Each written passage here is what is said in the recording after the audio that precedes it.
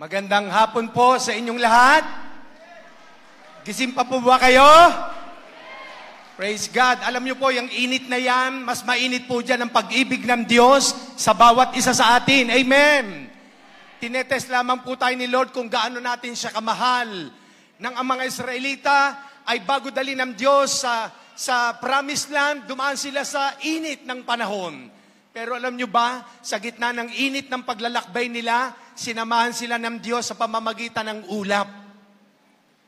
At kung gabi naman, sa sobrang lamig, sinasamahan sila ng Diyos sa pamamagitan ng apoy para mainitan sila dahil nga sobra pong lamig sa panahon na yon na habang sila naglalakbay. Ngayon po hapon na ito ay gusto ko po kayong batiin ng happy 12 years anniversary. At alam ko po na sa paglalakbay natin sa mundong ito, hindi pa po tapos ang Diyos sa bawat isa sa atin. At kahapon po, nagdaos po kami ng 13th year anniversary. Magkasunod po kami ng ating Bishop Jimmy.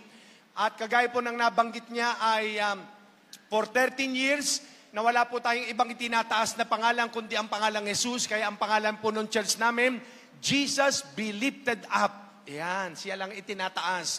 Kaya po, sa ngayon, meron na po kaming 18 churches sa Visayas, sa Mindanao, dito po sa Luzon, at sa Mindoro. Yun po ang aming pinaka-pastor po doon na aking successor, Reverend Ber Santos. Ayan po siya. Palapakan natin ang Panginoon sa kanyang buhay. At kasama rin po namin mula Calapan, Mindoro, Pastora Jonah. Ayan po siya, Alba. And then, syempre po, na ipakilala ni Bishop Jimmy, ang aking wife. At kasama ko rin po yung aking eldest daughter na pag umaalis po kami sa misyon, ay siya po naiwan sa church bilang admin na rin po. Pastora Shikaina and her husband, ayan, Pastora Albi tayo. Pastor Albi, ayan, amen. So kasama ko po yung mga dancer din po from Mindoro. Mamaya po meron din po silang ihahandog sa inyo ng kaluwalhatian para sa Panginoon, papuri sa Diyos. So ngayon po, hindi na tayo magpapakatagal at dadako na po tayo sa salita ng Diyos. Sabihin nyo nga po sa katabi nyo, makinig kang mabuti. May gagawin ng Diyos sa buhay mo. Amen, amen. Napakaganda po ng teksto natin.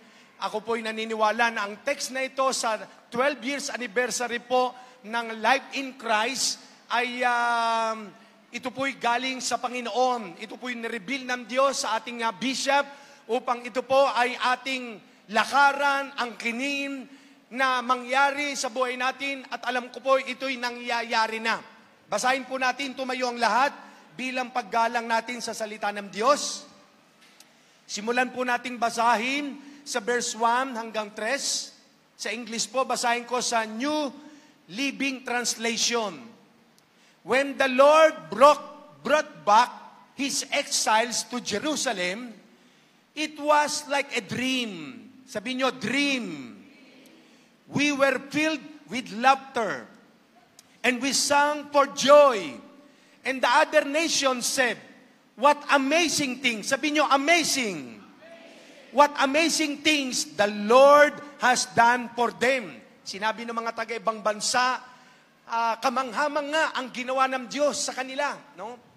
Yes, verse 3. The Lord has done amazing things for us. What joy! Palapakan natin ang Panginoon sa pagkakabasa ng kanyang salita. Maupo na pong lahat. Sa King James Version po, ang sabi ng verse 3, ang sabi nga po ron, the Lord has done great things for us. Ang Panginoon ay gumawa. Past tense na po. O may ginawa na ang Panginoon. Kaya po, nagagalak ang mga Israelita. At dito po sa New English Translation, yung verse 3, sabi po rito, the Lord did indeed accomplish great things for us, whereof we are glad. Ang Panginoon daw ay talagang may ginawa, no? May pinatunayan, may na-accomplish sa mga Israelita during that time. Kaya nga, nagagalak sila. Kaya nga, ito po'y binabasa ko, nakita ko po na during that time, kaya pala ang mga Israelita ay na pailalim o nakubkob o sila ay na-invade o sila ay sinalakay o nadala sila sa lugar ng Babylonia Sapagkat ang mga Israelita during that time, they disobey God. Hindi nila sinunod ang Diyos. They worship other gods during that time in the Old Testament. And God used Nebuchadnezzar, king of Babylon during that time, para sila ay bihagin. Para sila ay dalhin doon sa Babylonian Empire. For 70 years, sila po ay naroon na invade o kinubkob. Sila po ay na-captivity. No? Sila po ay naroon, bihag sila ng Babylonian. Alam niyo ba, sa panahon nating ito kung ano yung Babylonia? Yan po yung Iraq, malapit sa Baghdad. Nung isang linggo, inatake ng Iraq ang Israel. Nagpalipad ng mahigit 300 na missiles. Pero alam niyo ba, hindi bumaksak po ang mga missiles na yon sa Israel. True domes ng Israel, doon pa lamang sa ere na interrupt na. Dahil hindi lamang sa drone kaya na-interrupt yung mga missiles na yon. Yun po ay nangyari at hindi bumaksak sa Israel dahil protektado ng Diyos ang bansang Israel. Palapakan nga natin ang Panginoon. Hallelujah. Ang tema po natin ngayon, ang sabi ron, the Lord has done great things. Ang Panginoon ay gumawa. Pag sinabing gumawa, may ginawa, may nangyari na, past tense na. No? Pero ang nilagay po ni Lord sa akin dito, sa New Living Translation, o sa New English Translation, God accomplished great things. Pag sinabi accomplish, kami po ni Bishop Jimmy, matagal na po kaming magkasama niyan. Nagmisyon kami sa Macau, sa Hong Kong, sa iba't ibang lugar. At ako rin po, pag galing ako sa misyon ng Gensam, sa ibang probinsya, nagpo-post ako sa FB. Nakalagay doon, mission accomplished. No? Siguro kayo rin po, matapos nyo magampanan yung ipinapagawa sa inyo sa opisina, na napakahirap, no? Na minsan inaabot kayo ng hating gabi para matapos yung pinagagawa sa inyo ng inyong boss, o maging sa school, yung mga estudyante. Pakitasan kami ng mga estudyante. Andiyan pa ba kayo? Sino po mga estudyante? Ayan, yung mga kabataan natin. No? Di ba pagka may pinagawa sa iyo ang iyong teacher o ang iyong boss sa opisina at naramdaman mo, sarap, payapa na ako, natapos ko na, na-accomplish ko na yung ipinagawa ng aking boss. No? Kaya sasabihin mo, mission accomplished. No? Alam niyo po ba ang Diyos natin? Sa buhay ng mga Israelita at sa buhay ng bawat isa sa atin, mission accomplished ang ating Panginoon. May ginawa ang Diyos at patuloy siyang may ginagawa sa buhay ng bawat isa sa atin. 3 major things that I wanted to share with you this afternoon. Ako po'y naniniwala na this is God's appointment. Ito pong pagtayo ko sa inyong kalagitnaan ay appointed ito ng Diyos. Bakit? Marahil sa pagkaalam ng iba sa inyo, ang ating sanang guest ay si Bishop Ted Malangin. Kaibigan din po namin yon dating sa JIL. Kami po ng ating bishop, matagal na kaming panahon, almost sa mga 30 years. Because I was serving the Lord for 38 years na nagpapastor. Kasama ko po at kasabayan ko halos ang ating Bishop Jimmy. So tuloy po natin. No? This chapter, or this passage of Psalms 126 verses 1 to 6, ito po ay isang chapter o isang passage na ang mga Israelita, sila po ay gustong sumamba sa Diyos dahil nga naranasan nila ang kamanghamangang gawa ng Diyos sa kanilang mga buhay. Nani sa panaginip, parang, sabi roon, parang isang panaginip ang nangyari na sa kabila na sila ay nabilanggo for 70 years, parang isang panaginip, biglang-bigla, nabalik sila sa Jerusalem, doon sa Zion. No? Sa hindi nila inaasang pagkakataon, kaya ano sabi? Sila ay napuspos ng katuwaan, ng kagalakan. Sila ay galak na galak, kaya nagpasalamat, nagpuri sa Panginoon. Dahil sila ay mula sa pagkakabihag, ibinalik sa Israel o doon sa Jerusalem. Alam niyo po ba ang bawat isa sa atin? Andiyan po ba kayo? Dati tayong nakabihag, parang sa Babylonia. Dati tayo nakabilanggo, no, sa maraming bagay ng buhay. Pero nung tayo ay makadalo sa life in Christ, narinig natin ang salita ng Diyos, tinanggap natin si Jesus as Lord and Savior, ang buhay nating dating captivity, no? Nang buhay natin sa kasalanan noon, ngayon ay malaya na tayo at binago na ng Diyos. Amen po ba? Palapakan nga natin ang Panginoon. Hallelujah. Amen. Dito po sa 2 Kings chapter 19, verse 20 to 35, ang aklat pong ito ay nasulat dito sa 2 Kings, doon sa Book of Ezra, no? Meron naman po ko, sabi po rito, 2 Kings chapter 19 verse 20 to 35. Pag binasa po natin ito, no? Nakapalaw po dito kung paanong nabihag ang mga Israelita during the time sa Babylonia, no? At ang mga kasaysayan po rito sa 2 Kings, nasulat din po ito sa Book of Ezra, yung pagkakabihag nila. Kaya nga po, naidugtong po ang mga kasaysayang ito sa aklat din ng Chronicles. Ayan. Thank you. So kaya nga po mga kapatid, mga magulang, ang kasaysayan pong ito ng mga Israelita, mula sa pagkakabihag nila, hindi po sila nanatiling nakabihag. Bakit? Pinayagan ng Diyos na mabihag sila sa Babylonian Empire sa panahon na si King Nebuchadnezzar na nagahari dahil nga because of disobedience.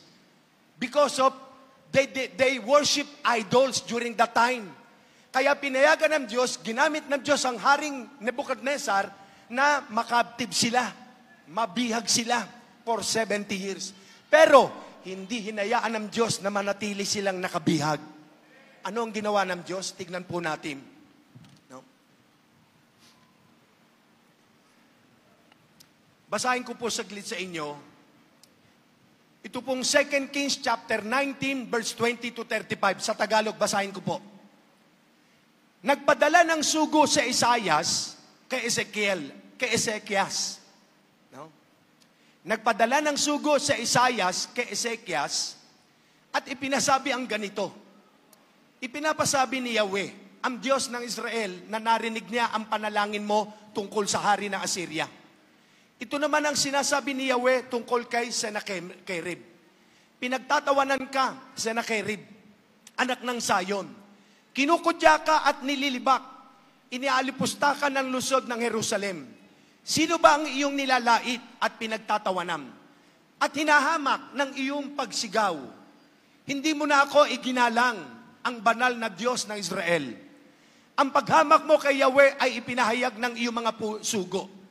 Ang pinagmamalaki mo'y maraming karwahe na kayang akyatin ng matataas na bundok ng Lebanon. Pinagpuputol mo ang malalaking cedar at mga piling cypress doon. Napasok mo rin ang liblib na lugar, makapal na gubat ay iyong ginalugad. Humukay ka ng maraming balon. Tubig ng dayuhan ay iyong ininom. Ang lahat ng bati sa bansang Ehipto ay pawang na tuyo ng matapakan mo. Tila hindi mo pa nababalitaan ang aking balak noon pa mang araw. Ang lahat ng iyo'y ngayon nagaganap, matitibay na lungsod na napapaligiran ng pader. Napabaksak mong lahat at ngayon bunto ng pagkawasak. Ang mga nakatira sa mga nasabing bayan, pawang napahiya at ang lakas ay naparam. Ang kanilang katulad at gabay ay halamang lamta na sumusuplim pa lamang na tuyong damo sa ibabaw ng bubong. Lahat ng ginagawa mo'y aking nalalaman at pinagmulan mo at pinagtutunguhan. Hindi na rin lingid ang iyong isipan. Alam kong sa akin ikaw'y nasusuklam. Dahil sa matinding puot mo sa akin at kahambugan mong sa akin lihim, ang ilong mong iyay aking tatalian. At ang iyong bibig aking bubusalan. Ibabalik kita sa iyong pinagmulan.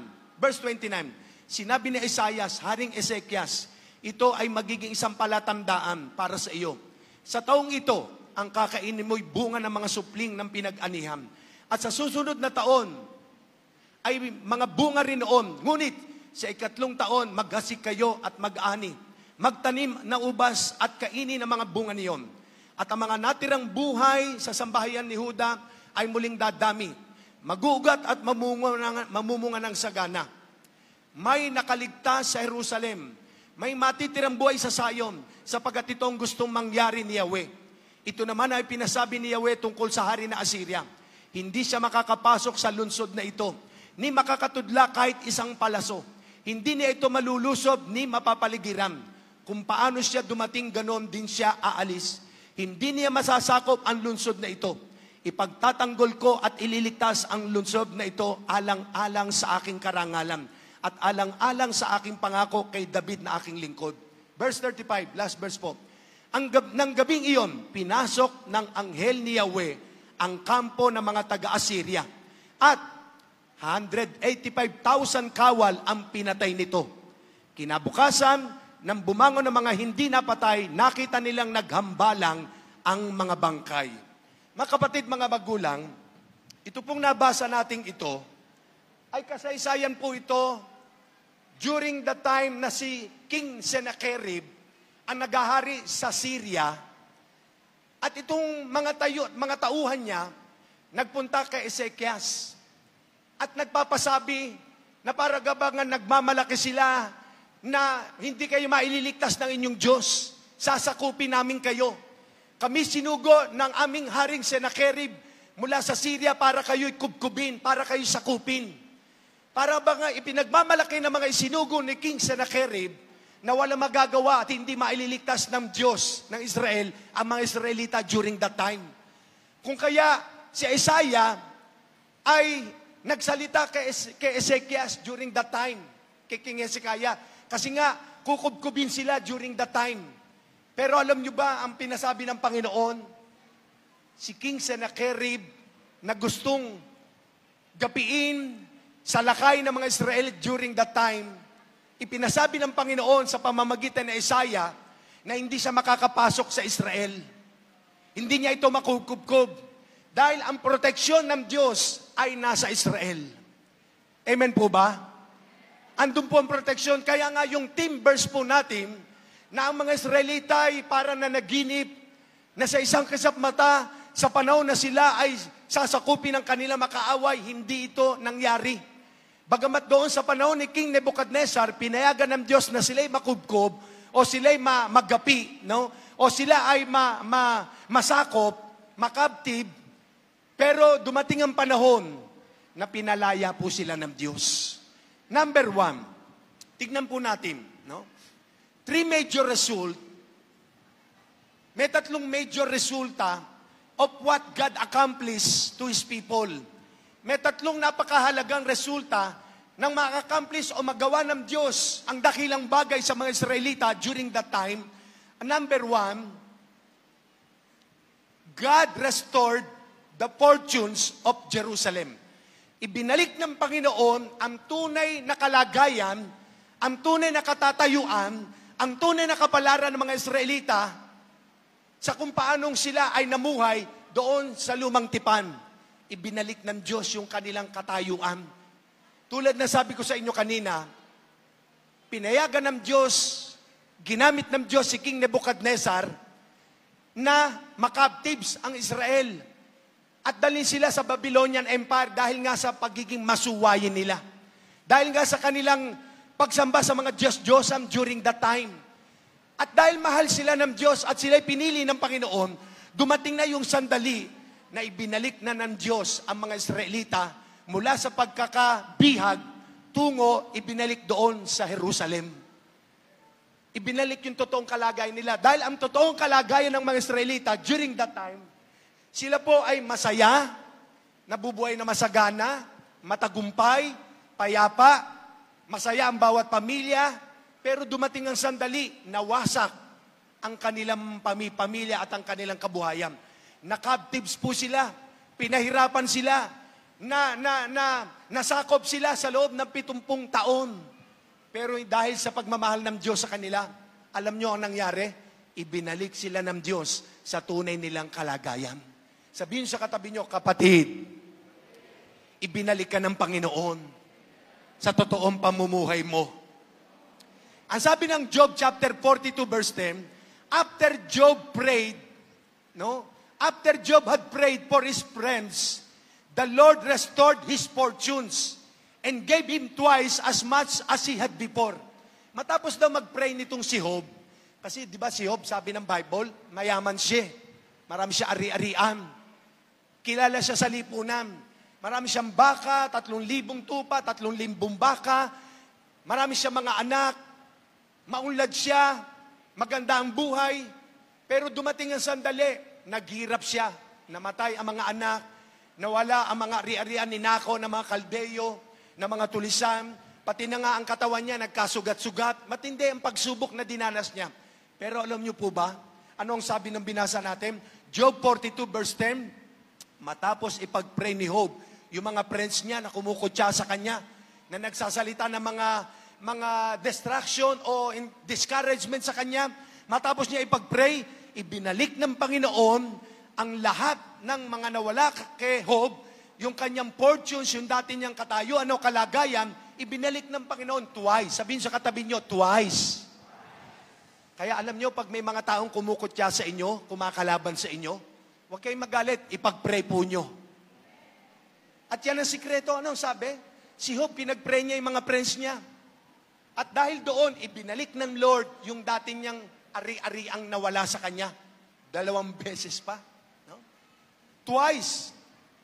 In our time, what is the relationship of this story? Itong kasaysayan na binabanggit natin.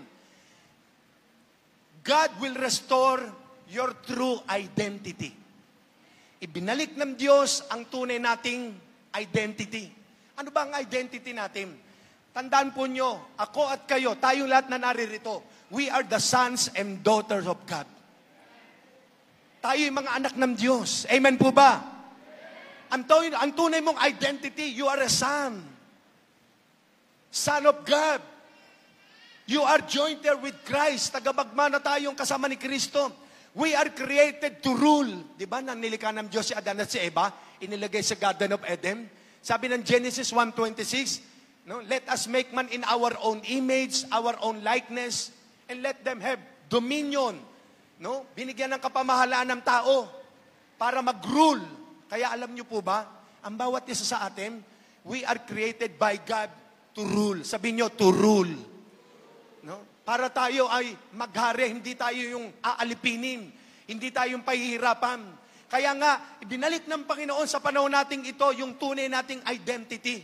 Ano ba ang identity mo? Si Adan at si Eva, nung nasa Garden of Eden, ano ba ang kalagayan nila? They are rich.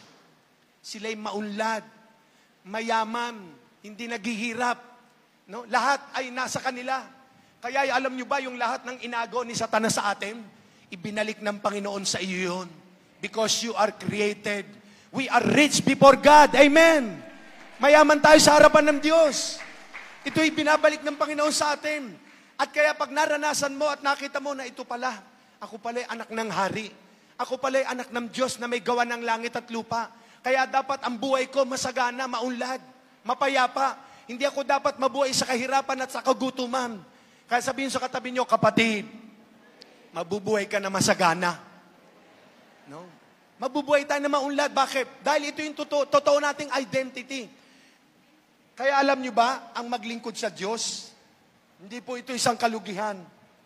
Sabi ng bishop natin kanina, kami po halos magkasabay sa paglilingkod sa Panginoon. Alam nyo ba, ang maglingkod sa Diyos, hindi isang kalugihan. Ang maglingkod sa Diyos ay isang pribileyo. Ang maglingkod sa may gawa ng langit at lupa at hari ng mga hari ay isang pribileyo na ang lahat ng meron sa karya ng Diyos ay para sa iyo yon. At ang pangako ng Diyos, lahat ng meron sa kingdom niya, para sa iyo at sa akin. Kaya ang buhay sa karya ng Diyos, alam niyo ba, tayo ay, ang buhay natin dapat umaangat, gumaganda, bumubuti, dahil yan ang buhay sa karya ng Diyos. Sabihin sa katabi nyo, simula ngayon, gaganda ang buhay mo. Aangat ang buhay mo. Sasagana ang buhay mo. Pabuti ng pabuti ang buhay mo. Amen. Palapakan natin ang Panginoon. Hallelujah. Because we are fearfully and wonderfully made. Tayo po'y nilikha ng Diyos na kawangis niya. We are created by God in Christ Jesus. Sabi na Ephesians chapter 2 verse 10, we are God's workmanship created in Christ Jesus. No? Nilikha tayong kawangis ni Kristo Jesus. Kaya nga, ang kumalaban sa iyo, sigurado giba.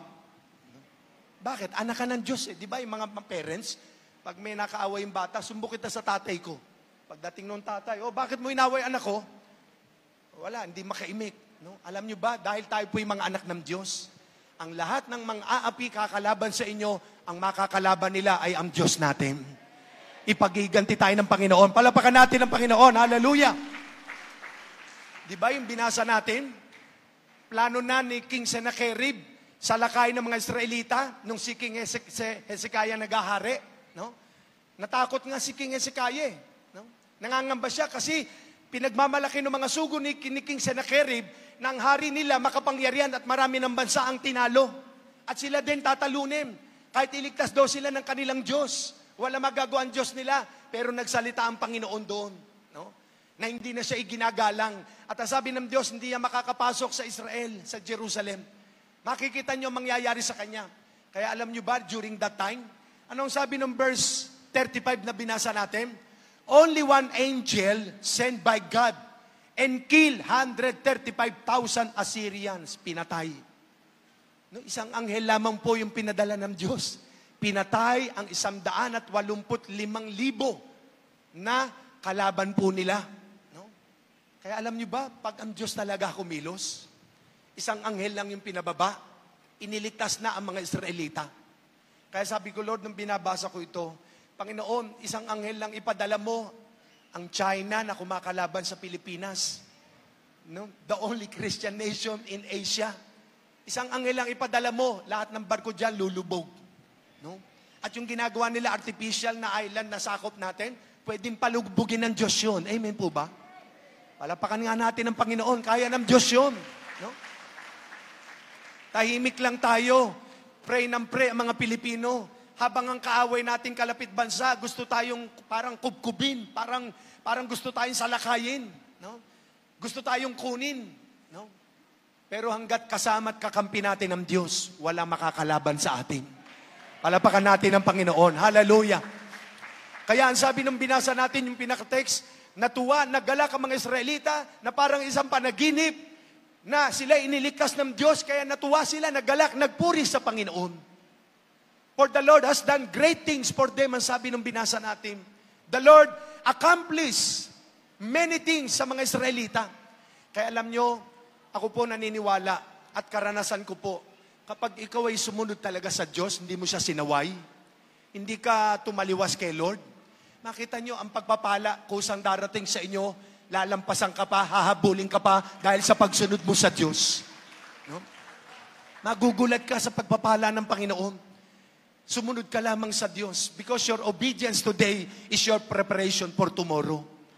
Kaya yung mga nagseserve kay Lord, yung mga community pastor, yung mga contact person, lahat po ang bawat isa atin, huwag kayong sasamba sa ibang Diyos.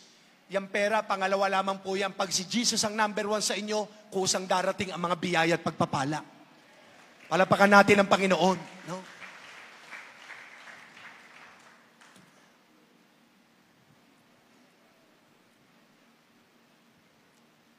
Romans 8:31, ang sabi roon, if God is with us, who can be against us? No? Kaya tayong ipagtanggol ng Diyos. Isang anghel lang, kita nyo, ang ipinadala ng Diyos, hindi 2, hindi 10, hindi 20, hindi 50, 100. Isang anghel ang pinadala. Pinatay ang mga taong gustong kumubkob, kumalaban sa mga Israelita. Kaya humanda po kayo, anumang mangyari sa mundong ito, huwag tayong mangambat, huwag tayong matakot, kasama natin ang Diyos. Sabi mo sa katabi mo, huwag kang matakot, huwag kang mangamba, kasama mo ang Diyos. No? Ako po, during that time ng pandemic, ako po'y payapa, panatag. At naalala ko po, 3 times pa ako nakapunta rito sa San Pablo. Binisita ko ang ating bishop. No? Maraming checkpoint, nakalagay sa sakyan ko, Bishop, no?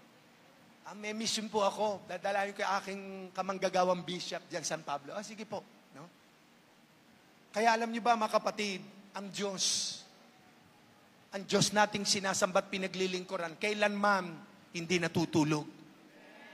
He sees everything, He knows everything, He controls everything. ang nangyayari ngayon sa kapaligiran, kontroladong lahat ng Diyos yan. Lamentation 3:37, walang nangyayari sa mundong ito na hindi sa kapahintulutan ng Diyos. Kung may nangyari sa inyo na pangit, masakit, sa labuan sa pamilya, may mga bagay na nangyaring hindi natin inaasahan, na bakit isipin mo nangyari pa sa iyo o sa iyong pamilya, inalaw ng Diyos yan dahil may tinuturo siya. Gusto niyang mag-mature ka, gusto niyang matuto ka, gusto niyang lumod ka, at manalangin, kausapin siya. Kaya ito ang ating pangalawa. Pangalawa, God answered their prayer and defend them against the enemy. Sinagot ng Diyos ang panalangin nila. Di ba sabi roon, nag-pray si Hezekiah. Nasasalakayin sila ni King Sennacherib. Ano ang sabi ng verse 14 to 20? Sabi rito, God answered their prayer and defend them against their enemy. Pinagtanggol sila laban sa kaway. Tingnan nyo, 2 Kings 19:14 to 20. Hezekiah received the letter from the messengers and read it. Then he went up to the temple of the Lord and spread it out before the Lord. Inilatag sa harapan ni Lord yung letter. And Hezekiah prayed to the Lord, Lord God of Israel, enthroned between the cherubim, you alone are God over all the kingdoms of the earth. You have made heaven and earth. Give ear, Lord, and hear. Open your eyes, Lord, and see. Listen to the words of Sennacherib. Kasi nga, nagsalita si Sennacherib na masasama laban sa Diyos saka sa mga Israelita. Kaya sabi niya, na nagsugo para laitin ka. 17, it is true, Lord, that the Assyrian kings have laid waste these nations and their lands. They have thrown their gods into the fire and destroyed them. For they were not gods, but only wood and stone, fashioned by human hands. 19, now, Lord, our God, deliver us from his hand, so that all the kingdoms of the earth may know that you alone, Lord, are God. 20, then Isaiah, son of Amos, sent a message to Hezekiah. This is what the Lord, the God of Israel, says. Sabi kay Hezekiah, I have heard your prayer concerning Sennacherib, king of Assyria. No? Dininig ng Diyos ang prayer. Mga kapatid, mga magulang, alam ko po ng bawat isa sa atin, nang malaman natin ng ating bishop, lahat po tayo alam natin na nagkasakit. Tama po ba? Amen? At alam ko, lahat po kayo nag-pray. Ako din po, pinag-pray ko po yan. Dahil best friend ko po yan eh. Alam niyo ba, nung kami nagmi-mission sa Macau, sa Hong Kong, iisang tulugan ng hinihigaan namin, magkatabi po kami niyan. Minsan yung tungtuhod ko, niyayapos ko po yan eh. Nung kalusugan niya, nung malusog, ang sarap yaposin po niya. No? Pag nagba-Bible school kami sa Bulacan, kami rin po magkatabi niyan, sharing kami. Iba po ang gift niya, teacher po siya. No? Ako naman ay, alam niyo na kung ano ang gift ko mula sa Diyos. Iba-iba kami ng grasya na mula sa Panginoon. Marami po kami pinagsamahan yan. Kaya sobrang malapit po sa puso ko ang ating Bishop Jimmy. Kaya nga last 2 weeks ago, nagturo siya sa church, sa Bacoor, sa amin. Nagturo siya na about covenant. Alam ko, itinuro nyo na rin sa kanya yan ng ating bishop, yung covenant. Nung panahon ni David, no? Nagkaroon, di ba, nag-covenant nga si David tsaka si Jonathan eh. Sa 1 Samuel chapter 18. Basahin ko lang sadali. 1 Samuel 18, 3-4. Then Jonathan made a covenant with David. Hindi pa po hari si David during that time. Si King Saul yung tatay ni Jonathan. He loved him as himself. Sobrang mahal ni Jonathan si David, tulad ng pag-ibig sa sarili niya. Jonathan stripped himself to the outer robe that he was wearing and gave it to David. Yun daw robe ni Jonathan, kinuha niya. Ibinigay kay David kasi merong covenant eh. Hindi lamang po yun na ibinigay. With his armor, pati na yung sandata niya. Including his sword, pati yung espada niya. His bow, yung pana, and his belt, pati yung sinturon. Ito po yung covenant ng dalawang magkaibigan na ito. Si Jonathan po yung nagbigay ng robe. Alam niyo ba yung robe? It is symbolizing authority.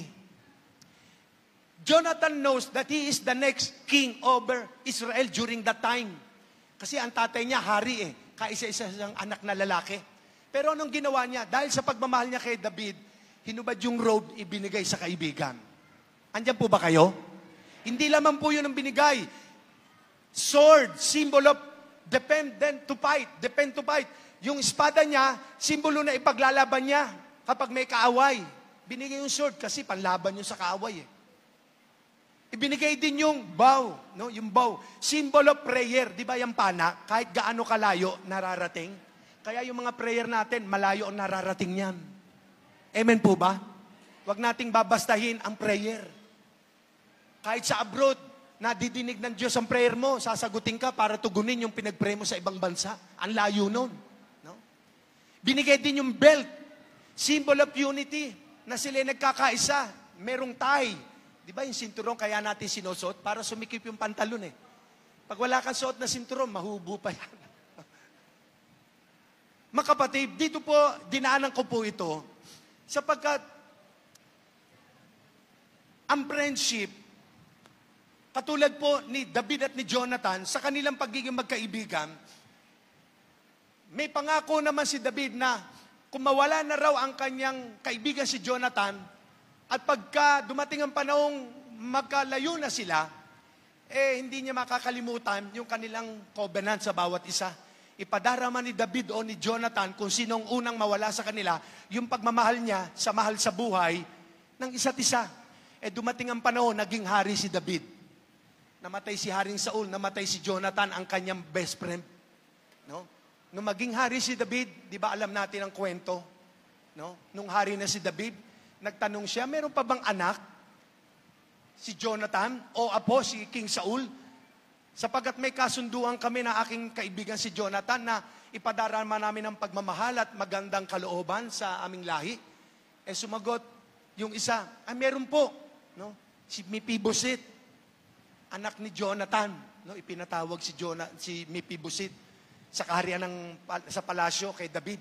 Nang dumating ang bata, lumpo pala. Anong ginawa ni David bilang hari? Hindi siya hindi siya sa term nun, hindi siya parang nahiya bilang hari. Bagkus, pinalapit niya sa harapan niya, ipinadaman niya yung kagandahang loob. Sa kabila na ang lolo ng batang ito sa Mephibosheth, gusto siyang patayin during that time. Pero nakita natin yung kanilang covenant. No? Kaya nga nabanggit ng Bishop Jimmy nung magturo siya sa amin. Kung dumating ang panahon, halimbawa raw, mauna siya o ako mauna. No? Pero hindi pa mangyayari yun. No? Yung pamilya niya o pamilya ko, ipadarama namin sa isa't isa ang kagandahang loob, ang pagmamahal sa aming lahi. Amen po ba? Palapakan natin ang Panginoon. No? At alam niyo po ba, ito yung pangalawang ginawa ng Diyos. Sinagot ng Diyos ang prayer ng mga Israelita during that time. Hindi sila nakubkob o hindi sila sinakop ni King Sennacherib because of prayer. Alam niyo ba yung mga panalangin natin para sa ating bishop? Mamaya, sama-sama tayo ipagpe-pray po natin siya. Handa po ba kayo? Amen? Because of your prayer, the Lord gave him new life. Kaya pinatunay, ang impression ng Panginoon sa akin, pinatunayan ng Diyos na ang pangalan ng church natin, Life in Christ, ang buhay kay Kristo. Pinatunayan ng Panginoon sa inyong lahat at sa ating bishop na totoong ang buhay nating lahat ay na kay Kristo lamang. At tanging siya lamang ang pwede magdugtong at magpahaba ng buhay natin. Amen. Palapakan nga natin ang Panginoon. Alam nyo ba si King Hezekiah, nagkasakit siya. Pinadala ni Lord si Propeta Isaiah sa bahay niya. Sa Isaiah chapter 38, mababasa nyo po yan. Sabi ni Isaiah, King Hezekiah, pinadala ko ng Diyos. Yung sakit mo hindi nagagaling. Mamamatay ka na, i-ready mo na pamilya mo. Nang madinig ito ni King Hezekiah, alam niyo ba ginawa niya? Hindi siya natakot, nangamba. Humarap sa wall, nagdasal. Lord, ako naman po'y tapat na naglingkod sa inyo. Pagalingin mo po ako, dagdagan pa ang buhay ko. At nung umalis na ang propeta, kinausap ni Lord, Propeta Isaiah, bumalik ka kay King Hezekiah. Sabihin mo sa kanyang, dinaragdagan ko ng 15 years ang buhay niya. Kung 15 years ang idaragdag sa ating bishop, siya ay 60 na ngayon. No? O di 75. No? Okay na yun. Ha? Ha? Hallelujah! More! Gawin natin 85 para sabay kami. Kasi alam niyo ba, yan ang prayer ko kay Lord 85 years old, pahabain pa buhay ko. Ako 61 na po ngayon Sa October, 62 na. Siya 61 sa isang taon. So isang taon ang pagitan namin. Kaya 85 years old, bibigay po ni Lord yan. Bakit? Kung yung mga mangyan sa Mindoro sa bundok nakaka-request, tayo pa kaya mga lingkod ni Lord. Hallelujah! Palapakan natin ang Panginoon! Hallelujah! No? Bibigyan ng Diyos yun. Kaya Bishop Jimmy, my friend, I speak to you, satisfied long life. Aabot tayo ng 85 years old. In Jesus' name. Alam niyo po, ang Diyos lamang ang pwedeng magpahaba ng buhay natin Sa aming sharing, alam niyo ba, talagang nung nasa kotse raw siya, pawala na Puputol na hininga niya. Ako'y naniniwala, yung mga prayer nating lahat, dininig ng Diyos. Sinagot ng Diyos ang panalangin natin, palapakan natin ng Panginoon. At kasama natin ang bishop natin ngayon. Nung mag 60 years old siya, noong August, alam ko, yung iba sa inyo, nandun din po ako. Talaga medyo, kung tignan natin siya, medyo ang katawan. No? Pero praise God, ngayon, masigla, malakas, nagpupuri, may kagalakan, for the Lord has done great things for us. Whereof we are glad. Hallelujah! The Lord accomplished many things. No? May ginawa ng Diyos, past tense na, tapos na. No? At marami pa ipagagawa si Lord sa buhay ko at sa buhay ng ating bishop. Kaya huwag na huwag ninyong iwawala sa prayer nyo daily yung mga intercessor ng Life in Christ. Napakahalaga po ng prayer. No? Ito ang pangalawang inaccomplish ni Lord. Ginawa ng Diyos. No? Baka tinuruan lamang kayong umiyak kay Lord at magluluhod para ipag-pray ang ating bishop. No? At eto na nga, nakita natin ang bagong buhay na biyaya ng Diyos. No? Kaya napakabuti ng Panginoon. God accomplished, God has done great things for us, whereof we are glad. Nagagalak ba kayo? Natutuwa ba kayo? Palapakan natin ang Panginoon. Hallelujah! Amen! Praise the Lord! Isaiah 65:24. Sabi ni Lord, I will answer them before they even call to me. Sumagot daw si Lord bago pa sila manalangin. While they are still talking about their needs, I will go ahead and answer their prayers. Kita nyo, sumagot na si Lord sa prayer. Alam ng Diyos yan No? God knows everything. Walang natatago sa Diyos. No? Ang Diyos ang may hawak ng ating buhay, ng ating lakas, ng ating hininga. Siya lang ang pwedeng magpahaba talaga nito at magpalakas. Ako nga po minsan nasa Mindoro, bukas Makalawa, nasa Jensan, nasa Pangasinan, nasa Batangas. Ganun po, at ako po'y pinalalakas ng Diyos. Kaya ang maglingkod sa Diyos, talagang grabe po. Ang lakas mo, ibibigay ni Lord. Kaya huwag ka magre-reklamo. Nako, pagod na pagod kami. Nako, sobrang init doon sa aming anniversary. Okay lamang po yan. Mas mainit sa impyerno. Praise God, walang pupunta sa atin doon. Amen. Nakalak yun para sa life in Christ. Amen. Hindi pwedeng buksan yun. Lahat tayo patungong langit. Amen. Palapakan natin ang Panginoon. Hallelujah. Praise the Lord. Amen. Purihin ang Panginoon.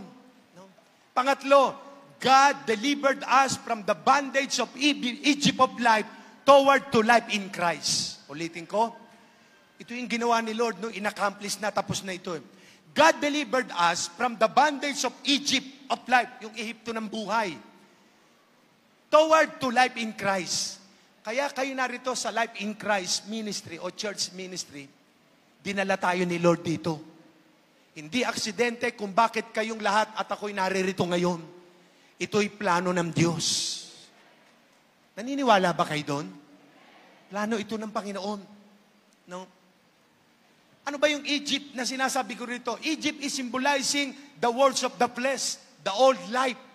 Dati tayo nasa Ehipto ng buhay Yung Egypt na gawa ng laman, wala tayong ginawa, kundi sa mga lalaki, paggabi, inuman, marijuana o sigarilyo, sugal, yan ang Egypt ng buhay Biyag tayo ng kasalanan No? Yan yung dati nating buhay. Nabubuhay tayo sa dilim ng kasalanan. Even kahit yung iba, Christian na nga, andun pa rin yung matinding sakit at karamdaman. Nakabihag tayo. But, gustong ipaalam ng Diyos sa bawat isa sa atin. No? Ito ay tinapos niya na sa krus ng Kalbaryo. 2,000 years ago. The greatest things Jesus did on the cross of Calvary 2,000 years ago, He redeemed us. He saved us. He delivered us. He forgive us. Kaya alam nyo ba, lahat ng mga pagkakamali natin at kasalanan, pinatawad na tayo ni Lord. Palapakan nga natin ang Panginoon.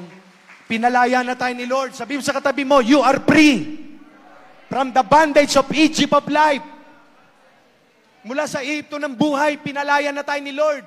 Kaya tayo narito ngayon sa Life in Christ, binigyan tayo ng buhay ni Kristo. Amen. Pag nakay Christ ka, no? Lahat ng nakay Kristo ay nasa iyo na. Buhay, kalakasan, payapang, buhay, tahimik, pag-ibig, pagpapala, nandyan na lahat. Kaya life in Christ. Kaya yung himala at healing na binigay ni Lord kay Bishop Jimmy natin forever na po yan. Alam niyo ba, ang faith ko kay Lord, sabi ko nga sa kanya, ang faith ko kay Lord, di ba yung mga dinadialysis, yung iba 3 years lang, 5 years, nawawala. Pero ang faith ko kay Lord, mai-stop ang pagdadialysis niya dahil pinagaling siya ni Lord totally, 101%. No? I-stop po ni Lord yan. Bakit? Lingkod ng Diyos yan Marami pa siyang gagawin kay Lord. Magtuturo pa siya sa mga Bible school, sa mga school of leadership. Kaya nga halos once a month, meron kaming face-to-face sa Bacoor, Cavite, sa church namin. Napunta po siya roon kasama si Pastora Susan. No? May ipinapagawa pa ang Panginoon. Mahaba pa ang buhay ng ating bishop. Praise God. I declare in the mighty name of Jesus. Sabi ng Psalms 91 verse 14 to 16, this is the word of the Lord, Bishop Jimmy. Because you had set His love upon me, the Lord says, no, I will set you on high. No, I will deliver you. I will answer you and I will give you a satisfied long life because you set your love upon me. Sabi ni Lord. Yung pagmamahal niya na kay Lord, number 1 si Lord. No? Pangalawa lamang ang sugar niya. No? Number 1 si Lord. Amen. No? Kahit mabigat sa kanya, bumiyahe pa para magmensahe sa ibang lugar, inuuna niya Panginoon dahil yung buhay niya ngayon, talagang buhay na lang ng Diyos yan No? Buhay na galing na kay Lord. Kaya ang buhay na ito habang tayo may hininga at buhay at lakas, ipagamit sa may-ari at may bigay ng buhay natin. Amen. Palapakan natin ang Panginoon. No? Kaya ako naniniwala, no? Life in Christ is full of joy. Life in Christ is full of love, full of grace, full of peace, full of blessings. No? Punong-puno ng mga pagpapala. Kaya pag pinagpapala ka, may taong ginamit ang Diyos para pagpalain ka, yung taong yung pagpapalain ng Diyos. Pero pag kinalaban ka at sinumpa ka, ang Diyos ang makakalaban nila. Kaya nga mga kapatid, mga magulang, di ba ang sabi ng verse 5, they that sow in tears shall reap in joy. Yung mga pag-iyak natin sa nakaraan, yung pagluhod, pagpe-pray sa ating bishop, ang kasunod ay kagalakan. Meron ba kayong joy? Amen? Nagagalak ba kayo at kasama natin ang Bishop Jimmy natin? Amen? Palapakan natin ang Panginoon. Marami pang taon natin siya makakasama. No? Dahil ang buhay nating ito ay bigay ng Diyos. So ito, in-accomplish ni Lord, pinalaya ni Lord ang mga Israelita sa Ehipto ng buhay ng pagkakaalipin tungo sa buhay kay Kristo sa panahon nating ito. Kaya alam nyo, yung buhay na natin na kay Kristo, huwag nyo nang ipagpalit ang buhay kay Kristo. Ang buhay sa Panginoon, sobra-sobra, umaapaw, ang pagpapalang meron sa Kanya. Minsan nga, isipin mo pala, ako po, experience ko para inisip ko pa lang yung isang bagay, maya-maya dumarating, inisip mo pa lang, hindi ka pa nagpe-pray. Nakaranas ba kayo ng ganon? Amen, no? Ganon po kay Lord kasi nga, He knows everything Alam niya, walang natatago sa Kanya no? Kaya ngayong araw na ito, lahat tayo, bombahin natin ang kaharian ng Diyos. Lahat tayo, hindi lamang ako nagdeklara, magdedeklara pa tayo sa ating bishop, no? Magsasalita tayo ng mga positibo at gusto nating mangyari sa Kanya. Kaya ang sabi ng verse 5 and 6, those who plant in tears will harvest with shouts of joy. They weep as they go to plant their seed, but they sing as they return with the harvest. No? Aani po tayo. Pag minahal nyo ang pastor, ang bishop natin, higit kayong mamahalin ng Diyos. Amen po ba? Lahat ng ginawa natin sa ating bishop, ginawa natin kay Lord yan. No? Hindi po yan nakakalimutan ng Panginoon. Tumayo tayong lahat. Natawagan ko ang Bishop Jimmy, pati na yung mga kapatid niya, lahat po ng brother o sister ng ating Bishop Jimmy, pati na po yung mga community pastor, dito po kayo sa kaliwa ko, at dito na ang ating Bishop Jimmy, tsaka yung mga kapatid niya. Sige po.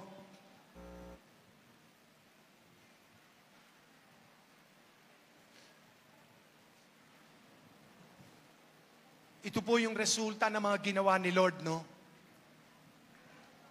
Kung meron po sa inyong hindi pa nakakaranas ng matagumpay at masaganang buhay, ang sabi ng binasa natin, God restored the fortune. Ibinalik ng Diyos yung tunay na dati po, yung iba sa inyo, masagana buhay, maganda business, maganda income, pero parang bumabaksak. Ire-restore ni Lord lahat yan. May ginagawa si Lord. No? May nangyayari na po.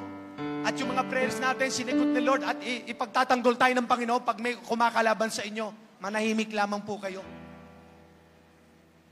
At tayo po'y palalayain ng Diyos mula sa pagkakabilanggo ng kasalanan, ng dating buhay, tungo sa buhay kay Kristo. Kaya ngayon pong hapon na ito, bago tayo lahat mag-pray, yumuko tayo lahat saglit. Tayo pong lahat, umawit lang tayo kay Lord. How great is our God, chorus, sa G. Ihayag natin ang kadakilaan ng Diyos. How great is our God. How great is our God. Sing. Pwede ba natin itaas sa ating mga kamay sa Panginoon? Is our God. And no will sing how great is our God. Yes, Lord, how great is our God. Deklara natin na dakila ang Diyos natin. How great is our God. Sing with me. How great is our God. And no will sing how great. Yes, Lord, amen. How great. Hallelujah. Is our God. Your name is above all names. is the name above all names. You are worthy to be praised. You are worthy of our praise. And my heart will sing, how great is our God. How great is our God? Pastora Susan, please come forward. Pastora Susan. Great is our God. Sing with me. How great is our God. And all will sing. How great is our God. How great is our God. How great. Yes, Lord. Shikababababa. Amen, amen, Lord. Yes, Lord. Hallelujah. Lord, dakila ka, Panginoon. May ginawa ka na, Panginoon. May ginawa ka na sa buhay ng aming Bishop Jimmy. Yes, shikabababababababakanda. Rabababababa. Ito nating lahat ang kamay natin sa Kanya. Mga kapatid, lapit po kayong konti. Pastora Susan. Mga pastora, dito kayo saglit. Ito nating lahat ang kamay natin sa ating Bishop. Yes, Lord. Hallelujah. Oh, Father God in heaven. You are great, great and mighty God. You have done great things for your people. That's why we are so glad. We're glad, oh God. Panginoon, salamat. Kinikilala po namin walang ibang Diyos na nagpagaling sa aming Bishop Jimmy, kundi ikaw lamang, Panginoong Yesus. Walang ibang Diyos ang pinaglilingkuran kundi ang may gawa ng langit at lupa. Ang nagbigay ng kanyang bagong buhay ang aming Diyos na pinaglilingkuran. Nabuhay at hindi mamamatay kailanman. Habang mga kapatid niya at mga kapastoran, lahat kami nakatunang kamay sa Kanya. Panginoon, nagsasalita kami sa Kanya, O God, ng mahabang buhay. Kalusugan ng pangangatawan. Lahat ng Kanyang organs, Panginoon, ibabalik mo sa normal na kalagayan. You will restore the fortunes, O God, of His body. Ang tunay na kalagayan ng Kanyang organs. Ang liver niya, ang kidney niya, ang lungs niya, ang heart niya, ang pancreas niya, ang colon, O God, Oh Father God, let your fire come down. Fire come down upon him, Lord. Ibaba mo, Panginoon, ang iyong kapangyarihan. Ang kadakilaan mo sa aming bisya. Panginoon, salamat dahil mahal na mo po siya. Ang buhay niyang ito'y tunay na galing na sa iyo. Pinatunayan mo, O Diyos, na siya'y binigyan mo ng bagong buhay. Dahil ang buhay niya ay na kay Kristo at wala nang iba pa. Lord, salamat sa mga kapatid niyang nariritong sumusuporta sa Kanya at nagmamahal. Lord God, pagkaisay mo silang lahat ng iyong pagmamahal. Lord, maramdaman ang tunay na pagkakaisa, pagtutulungan ng magkakapatid, pagdadamayan. Panginoon, salamat, buuin mo ang pamilyang ito. Bikisin mo ng iyong pag-ibig. Lord, ang magkakapatid, O God, Lord, fill them with your love, with your passion. Maging ang kanyang wife, Pastora Susan. Lord, na lagi nasa tabi niya, Father God, the Lord. Patuloy mo rin bigyan ng kalakasan namin, Pastora Susan. Kalakasan, pisikal, katatagan. At patuloy na siya po ang shock absorber, Panginoon. Siya ang buhay at kalakasan din ni Bishop Jimmy. Na kung wala siya, Panginoon, ay wala rin. Lord, salamat, nandiyan ka, hindi ka nagpapabaya sa evangelist na family, O God. I release unto your servant, Lord, a satisfied long life. A good health, Lord, divine health. Yes, Lord, good condition of his organs, O God. In Jesus' name, in Jesus' name. Panginoon, salamat. Pinagpala mo na po siya, O God. At ang kanyang buhay na ito, lalo mo pang palalakasin. Tulad ng isang agila na lilipad ng mataas. Hindi mapapagod, hindi manghihina. Dahil sa kapangyarihan ng aming Diyos na buhay. Oh, Lord, salamat. At ang buong community pastor na nandirito, continue, Lord, to empower them. Lord, I saw the word fruitful. Magiging mabunga ang inyong mga gawain. Ito'y uunlad, yayabong at lalago. Yes, I saw in my spirit. Madaragdagan pa ang community dito sa San Pablo. Dadami pa ang Life in Christ Church Ministry sa San Pablo City. In the name of Jesus. At may mga pastor pang ira-rise up dito. Lord, salamat. I release your blessing to the congregation of Life in Christ. I-bless nyo mga may business, O God. I-prosper nyo. Uunlad, lalaki at lalawak ang mga businesses po nila. Lord, lahat ng may business, magdodoble, triple ang income ngayong taon na ito. In the name of Jesus. Lord, salamat. Pinagpala nyo ng bawat isa. We give you praise. We give you honor and glory, Father God. In Jesus' name. Amen, amen, amen. Congratulations. Amen. God bless you. Evangelista family, God bless you po. Amen, amen. Amen. Thank you, Lord. Praise the Lord. Amen.